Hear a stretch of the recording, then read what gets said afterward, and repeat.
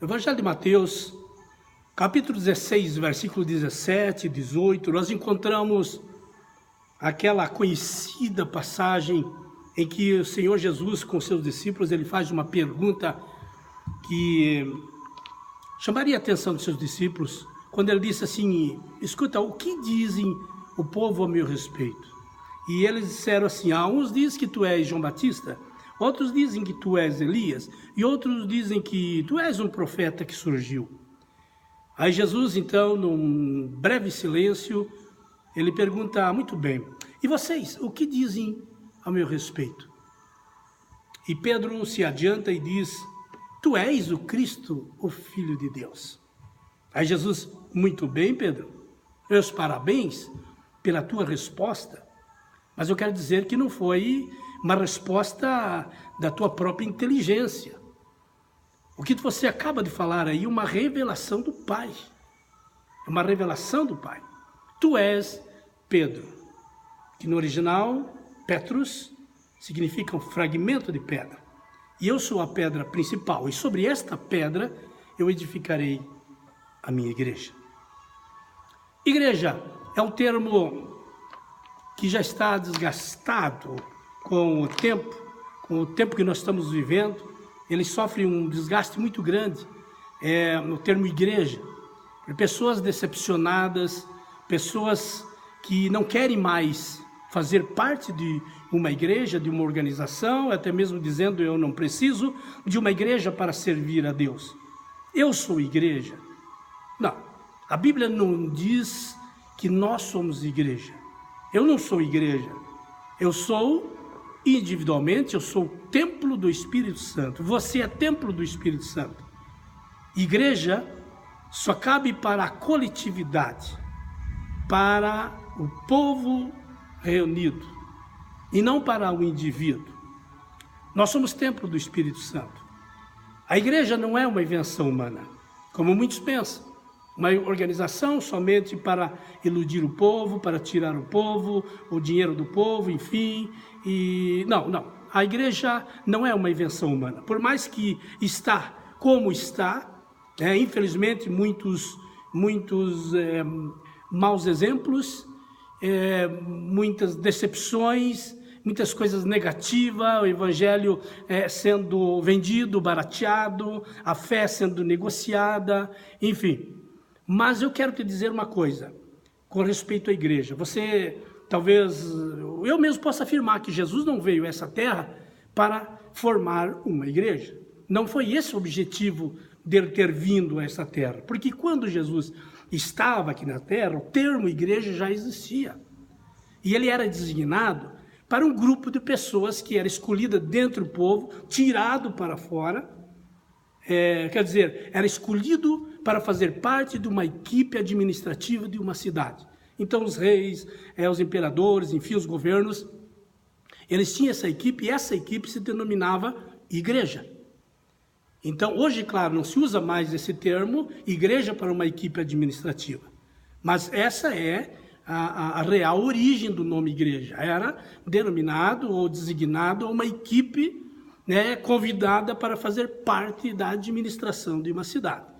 Aí Jesus convivia com esse nome de igreja, Então ele, nesse momento, como se ele falasse para os discípulos: bem, as cidades, os países têm as suas igrejas, ou seja, os governos têm as suas equipes administrativas, têm a sua igreja para administrar uma cidade. Então é o seguinte: eu vou começar um grande projeto que não se compara com o projeto humano. Por mais que os próprios discípulos entendiam ou pensavam que Jesus ia estabelecer o seu reino terreno, e eles queriam fazer parte da equipe administrativa do reino de Cristo. Mas Jesus, ele disse para eles: eu vou estabelecer a minha igreja, a minha equipe administrativa. Aliás, ele já havia escolhido, era com eles que ele estava começando esse grande projeto. Ele disse: eu vou edificar a minha igreja, e as portas do inferno não prevalecerão contra ela. Com isso ele está dizendo que a igreja não ia sofrer solução de continuidade, não ia se dissolver, porque era um reino eterno. Aí Jesus, então, ele expõe para os discípulos, ele prepara os discípulos, porque ele estava iniciando um grande projeto. Então Jesus não veio para estabelecer igreja, ele veio para estabelecer o reino do Pai. E esse reino era estabelecer no coração das pessoas. O trabalho dele, então, para que esse reino fosse avante, ele precisava preparar uma equipe. E essa equipe, como era comumente denominada, igreja. Agora, de fato, a igreja só começou a existir depois. Jesus, então, desenvolve todo o seu ministério, treina os seus discípulos, e aí vai para a cruz, morre, ressuscita, fica 40 dias com os seus discípulos, e em um certo momento ele diz para eles: vocês vão para Jerusalém, fiquem lá reunidos, lá no cenáculo, até que do alto vocês vão ser revestidos do poder. Lá se cumpriria então o que ele disse para eles: eu não vou deixar vocês só, eu enviarei outro Consolador. Ali então, quando os discípulos foram para Jerusalém, após Jesus ter assunto aos céus, agora eles foram para Jerusalém e lá eles foram cheios do Espírito Santo. Ali aconteceu a inauguração de fato da igreja do Senhor Jesus Cristo. E aí então os apóstolos, seguindo as instruções, eles começaram a organizar a igreja de cidade em cidade, estabelecendo igrejas e pastores, enfim, equipes de liderança, para que esse projeto fosse à frente. Então agora esse termo igreja, ele toma um sentido de religião, um sentido espiritual, um sentido de um sobrenatural e não simplesmente de uma organização humana. Então, a igreja passou a ser um projeto que Jesus abraçou. E após, então, Jesus abraçar esse termo, esse nome, igreja, então, na esfera física, humana, simplesmente, ele se desaparece e se estabelece como igreja do Senhor Jesus.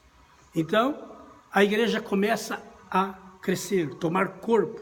Assim como Jesus, para vir a essa terra, ele precisou tomar uma forma física, um corpo físico.